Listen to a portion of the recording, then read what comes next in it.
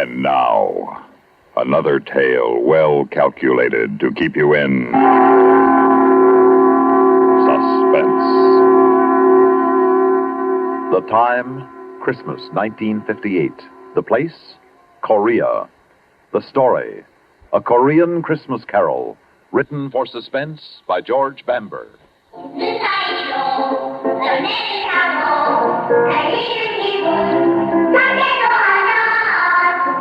Sounds good, doesn't it? They hear kids singing, I mean. I can't understand the language, but I know what they mean. They sound so fresh and full of promise, almost as if they knew. But then I'm getting ahead of myself. The name's Connolly, PFC Larry Connolly. I'm a soldier in Korea. I was sent here just about a year ago this time. And that's where this strange story begins. Christmas, 1958.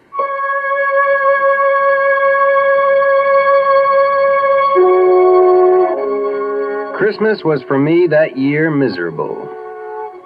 I'd been stuck on guard the night before, and so I planned to stay in bed the next day and forget about Christmas. I hadn't counted on my first sergeant.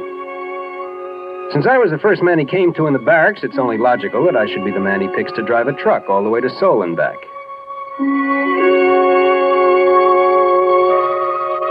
It was night by the time I got on the road headed back from Seoul. It started to snow. Big flakes coming down soft at first, then so thick and fast I could hardly see.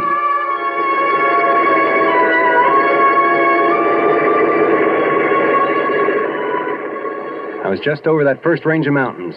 Was starting on the twisting, slippery way down when I saw him. The sight of him scared me wide awake. He was standing bareheaded, the wind whipping the snow and his hair around his face. When he raised his thumb, I had the strangest feeling he'd been expecting me. Almost as if it were unnecessary. As if he knew I'd stop. You want a lift? I'm going as far as Camp Santa Barbara. Well, where's that? What do you mean, where's that? Everybody knows where Camp Santa Barbara is. Don't stand there with the door open. Hop in. All right. Well, you picked a lousy place to hitchhike. Just didn't stop. Oh, thanks. Happened to your gloves? Your hands look half frozen. Gloves? Well, I must have lost them. Must have, don't you know? Yes. Yeah, sure. I must have left them laying on the counter of the PX back there. Leave your hat back there, too? No. I lost my hat in the dark. I fell. I suppose that's why your uniform's muddy and your jacket's torn. Oh, yes, that's right. Of course. I was walking along the edge of the road and I slipped in the dark. And I slid halfway down the embankment before I could stop. I see you managed to hang on to your bag. Oh, yeah, I can't afford to lose that. It's important. I'm late as it is. What outfit you from? 3rd Recon, 7th Division Infantry. Infantry? There's all artillery up this way. The infantry stationed about 7 miles back. You're headed in the wrong direction. Yeah, well, 3rd Recon is a special detachment. We're off in the hills, all by ourselves. It's just off this road. Never heard of it before. My name's Connolly. Larry Connolly. What's yours? Oh, thanks. Mine's Richard Dombrowski. Good to know you, Dombrowski. Say, look, if you can let go of that bag long enough, I'll let you wear my gloves till your hands warm up. Oh, no, thanks. That's all right. I'll put them in my pockets. Say, is it okay if I set my bag on the floor? Oh, sure, no sweat. Say, you don't have a cigarette, do you? I'm fresh out. Well, I don't know. Wait a minute. Yeah, here's some.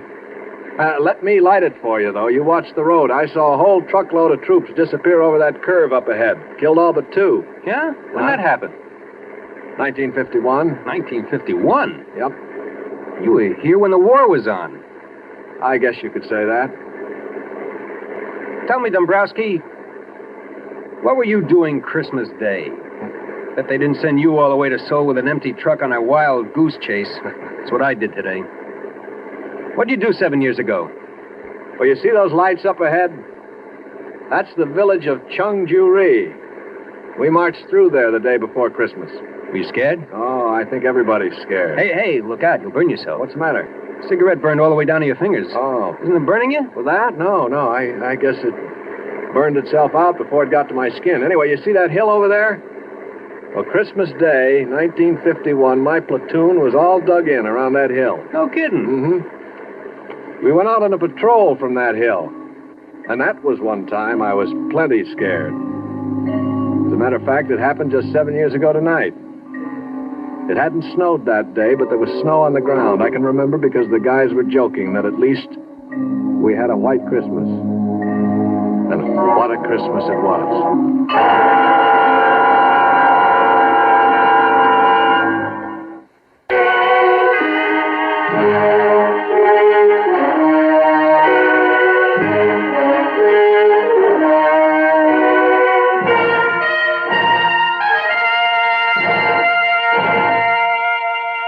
As I said, it was quiet Christmas Day, 1951. We were sitting around in our holes waiting for the fun which we knew would begin the next day. They'd managed to get hot turkey up to us, so we were relatively comfortable and happy until Brownie, our squad leader, came back from a talk with the old man. All right, I'll take the first 5. The old man wants us to go out and have a look around. Come on, knock it off. Get ready your dog tags and canteens, anything that might rattle or make a noise. We won't be gone long, but we're moving light. Hey, Whitey, might as well leave your helmet here. We want to move quiet. But, Sarge, it's too cold to go out without a hat. Cut the comedy, Walker. We moved out on schedule just as night was falling. And with the night came the cold. We moved rapidly along the valley for about an hour or so when Brownie stopped and raised his hand. All right, you men, hold it up. Once we get on the other side of that ridge up ahead, we'll observe maximum security. No talking, no lights. Keep down. And watch where you put your big, clumsy feet. Yeah. These people just love tripwires with flares attached. Walker, you still got the walkie-talkie? If I didn't, I wouldn't be here to tell you about it. Still working? It's warm, if that's what you mean. That's more than I can say for myself. All right, keep it that way. We may need it if we run into trouble. Hey, while we're here, let's take one last check on your gear. Make sure your rifle bolts aren't frozen, weapons on safety, and all grenades are secure in the pins. Okay? Everybody set? Let's move out.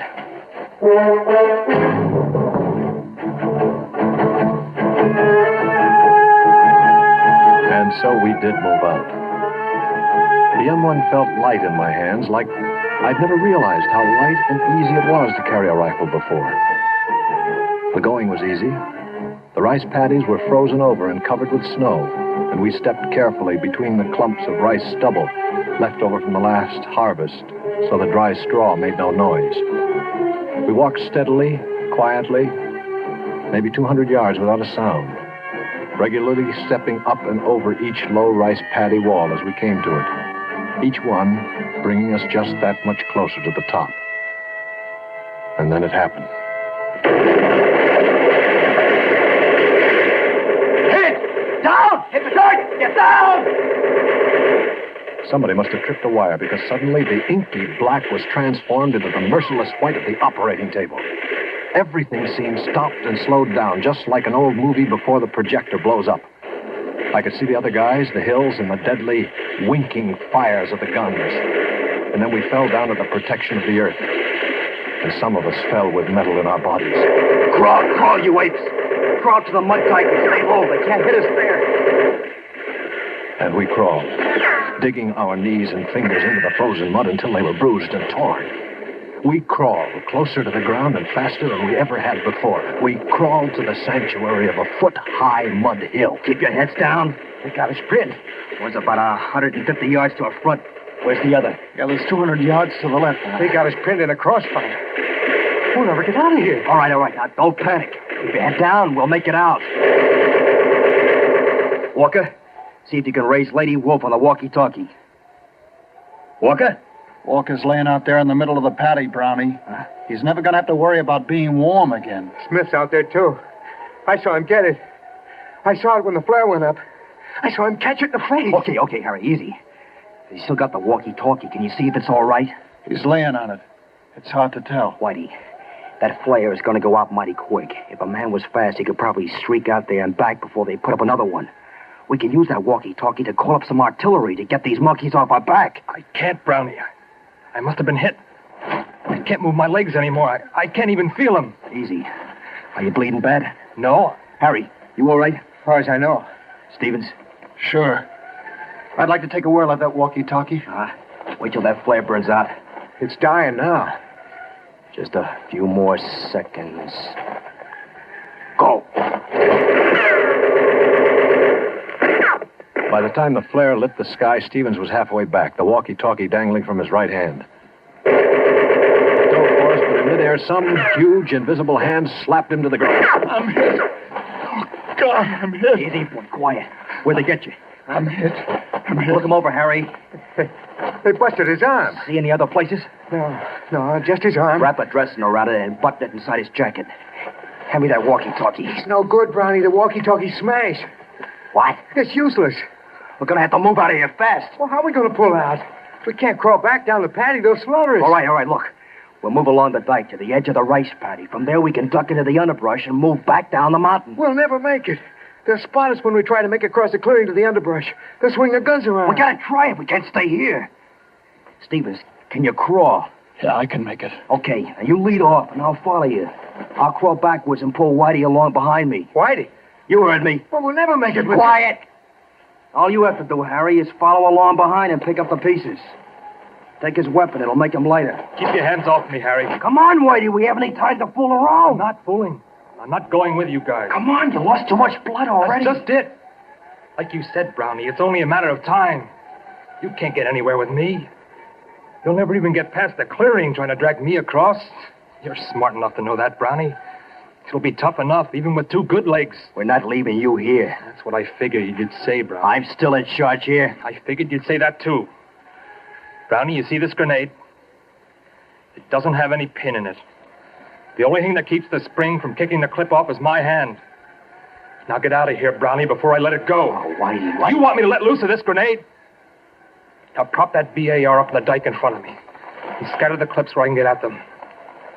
I'll wait until you guys get to the edge of the patty before I open up. Look, baby. I'm still holding the grenade, Brownie. Time is running out. You're going to have to hurry. I feel like I want to fall asleep, and I don't know how much longer I can stay awake. Just wish me a very Merry Christmas and beat it. Merry Christmas, Whitey. All right, you guys, what are you waiting for? Let's move out.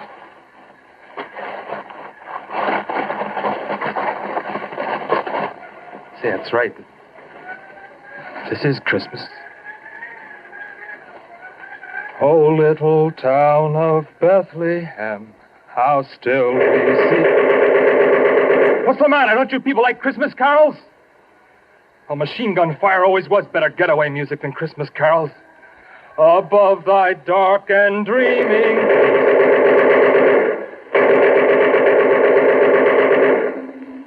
Whitey lay there until the others had crawled to the end of a low rice paddy wall. And then he threw his grenade. When it exploded, he opened up with a BAR, making enough noise to make the enemy think the patrol was launching an attack. Both machine gun nests zeroed in on him, but Whitey stayed well below the little mud wall of the rice paddy, humming his Christmas carol, loading the BAR with a fresh clip every time it went empty, and perhaps wondering briefly why he was going to die so far away from home, on a little pond of frozen mud he didn't care about or even own. Still firing and singing, even after the rest of the squad had escaped into the underbrush, and until either the machine gunners found their mark, or else he finally fell asleep.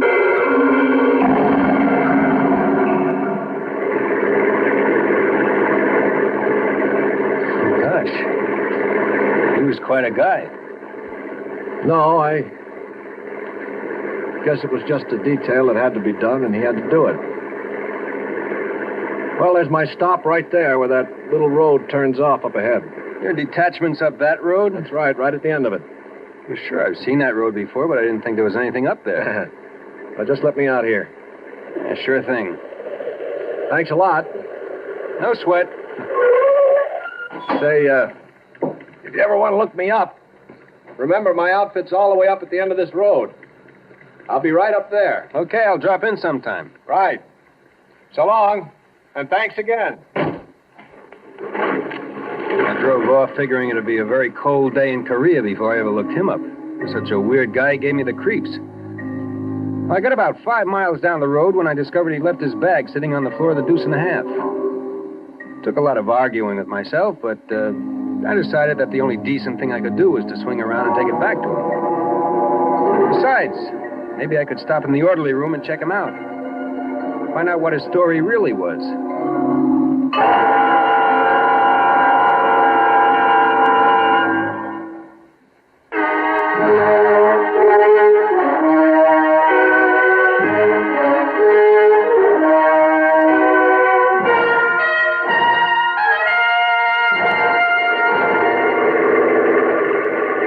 On the way back, I almost missed the road because it was so small and seldom used. I drove up it for about 10 minutes. I was beginning to wonder if I hadn't gotten the wrong road after all, because I passed no other vehicles or GIs or anything to indicate there was an infantry company around. Just when I was ready to turn back to the main road, I saw lights twinkling up ahead from what looked like a couple of Quonsets. It seemed impossible that an infantry outfit could be housed in 2 Quonsets, but I pulled a deuce and a half to a halt outside the gate and cut off the motor. I picked up the AWOL bag, got out of the truck, trying to figure out which one was the orderly room. I walked across the hard-packed snow of the yard to the first Quonset. I still couldn't figure it out. Light and warmth seemed to pour from the windows along with the music I remembered from somewhere, but couldn't quite understand. I stepped up to the first window I came to and looked inside.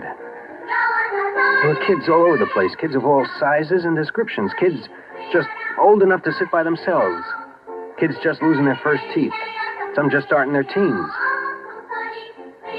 I stood in the snow spellbound, just watching them sing. Finally, I tore myself away and headed for the front door, eager to be inside. A plaque made out of the howitzer shell stopped me. In the faint light, I could just barely make out the words engraved on the polished brass. But finally, I read it all. It said, "This orphanage has been erected and maintained in the memory of Corporal Richard Whitey Dombrowski, who somewhere north of the village of Chungju-ri, Christmas night, 1951, willingly gave his life that others might live." Suddenly, I didn't know where I belonged anymore.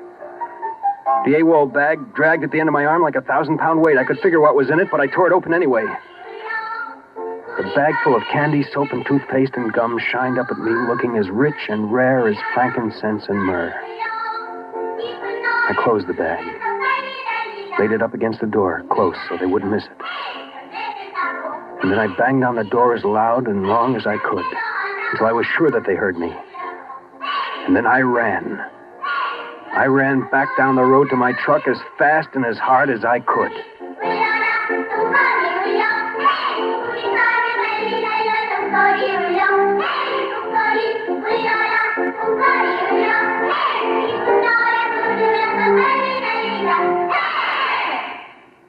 Suspense.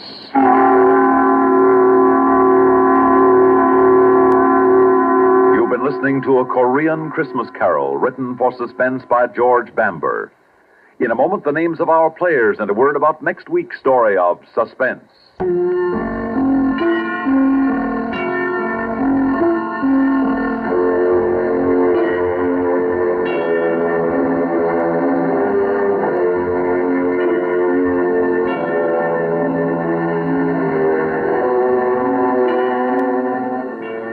In tonight's story were Bill Lipton as Larry Connolly and Lyle Sudrow as Richard.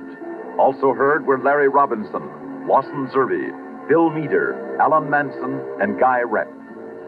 Listen again next week when we return with Moonlight Sail, written especially for Suspense by William N. Robeson. Another tale well calculated to keep you in